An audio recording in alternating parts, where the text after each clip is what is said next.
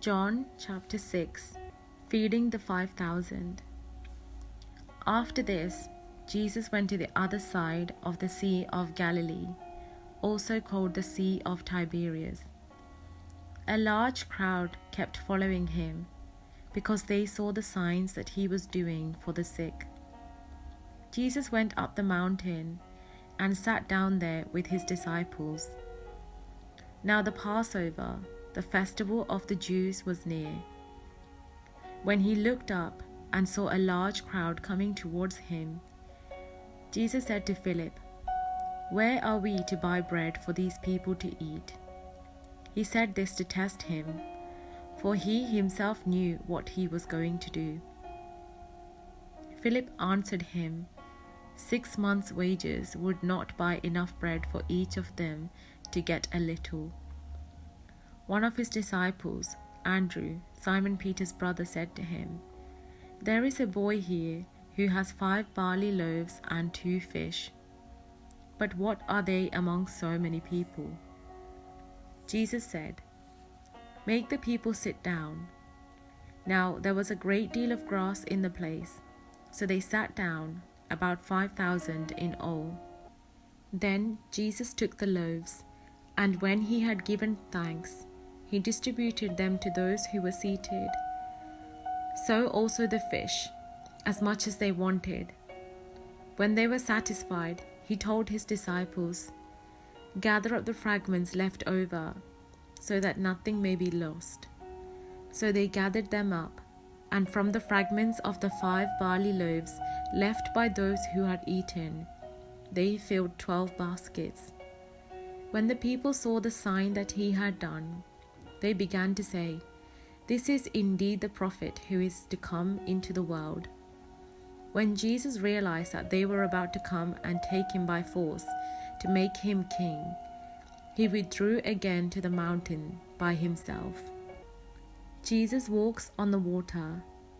When evening came, his disciples went down to the lake, got into a boat, and started across the lake to Capernaum. It was now dark, and Jesus had not yet come to them. The lake became rough because a strong wind was blowing. When they had rowed about 3 or 4 miles, they saw Jesus walking on the lake and coming near the boat, and they were terrified. But he said to them, "It is I, do not be afraid." Then they wanted to take him into the boat, and immediately the boat reached the land towards which they were going. This is the word of the Lord. The bread from heaven. The next day, the crowd that had stayed on the other side of the sea saw that there had been only one boat there. They also saw that Jesus had not got into the boat with his disciples, but that his disciples had gone away alone. Then some boats from Tiberias came near the place where they had eaten the bread after the Lord had given thanks. So when the crowd saw that neither Jesus nor his disciples were there, they themselves got into the boats and went to Capernaum looking for Jesus. When they found him on the other side of the sea, they said to him, "Rabbi, when did you come here?" Jesus answered them, "Very truly, I tell you, you are looking for me not because you saw signs, but because you ate your fill of the loaves. Do not work for the food that perishes, but for the food that endures for eternal life, which the Son of Man will give you. For it is on him that God the Father has set his seal." Then they said to him, "What must we do to perform the works of God?"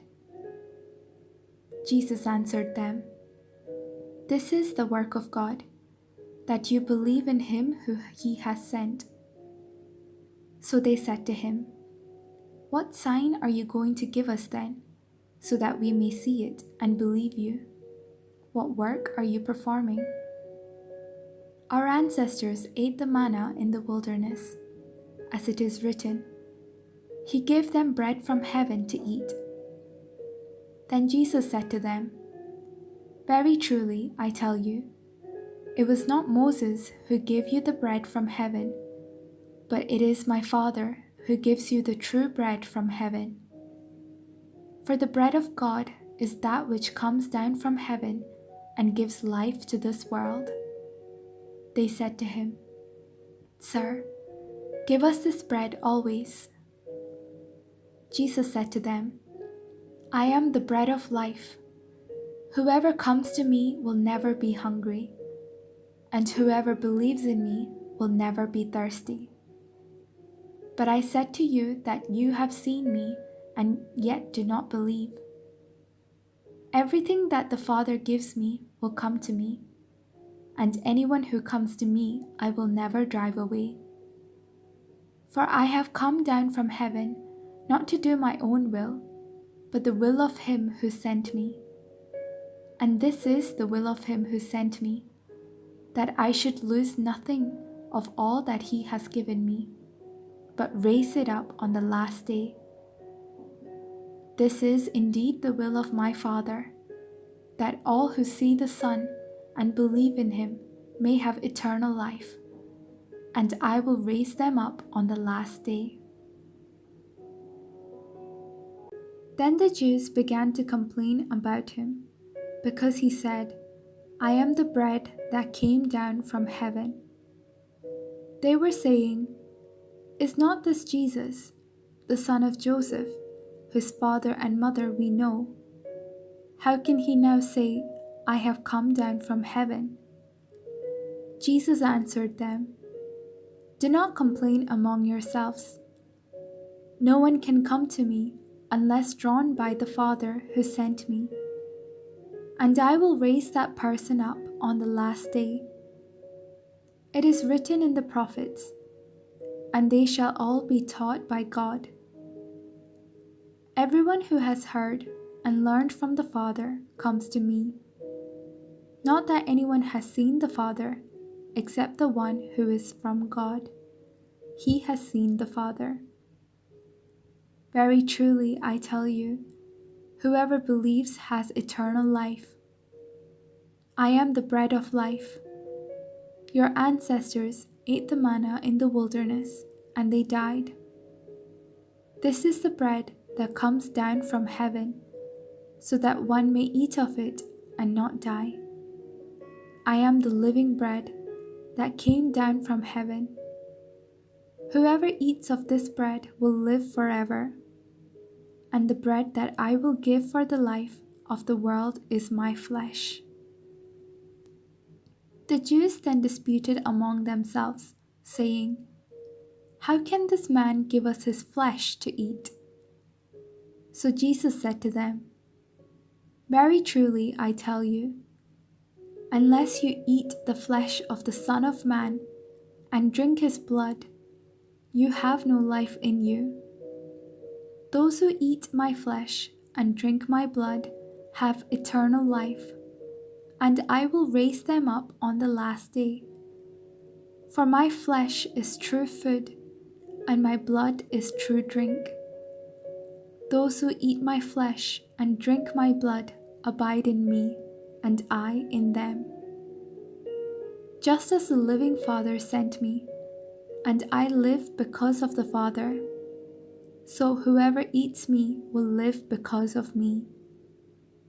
This is the bread that came down from heaven, not like that which your ancestors ate, and they died. But the one who eats this bread will live forever. He said these things while he was teaching in the synagogue at Capernaum. The words of eternal life. When many of his disciples heard it, they said, This teaching is difficult. Who can accept it? But Jesus, being aware that his disciples were complaining about it, said to them, Does this offend you? Then what if you were to see the Son of Man ascending to where he was before? It is the Spirit that gives life. The flesh is useless. The words that I have spoken to you are spirit and life. But among you there are some who do not believe." For Jesus knew from the first who were the ones that did not believe, and who was the one that would betray him. And he said, "For this reason I have told you that no one can come to me unless it is granted by the Father." Because of this, many of his disciples turned back and no longer went about with him. So Jesus asked the 12, "Do you also wish to go away?" Simon Peter answered him, "Lord, to whom can we go? You have the words of eternal life. We have come to believe and know that you are the Holy One of God." Jesus answered them, "Did I not choose you, the 12? Yet one of you is a devil." He was speaking of Judas, son of Simon Iscariot, for he, the one among the 12, was going to betray him.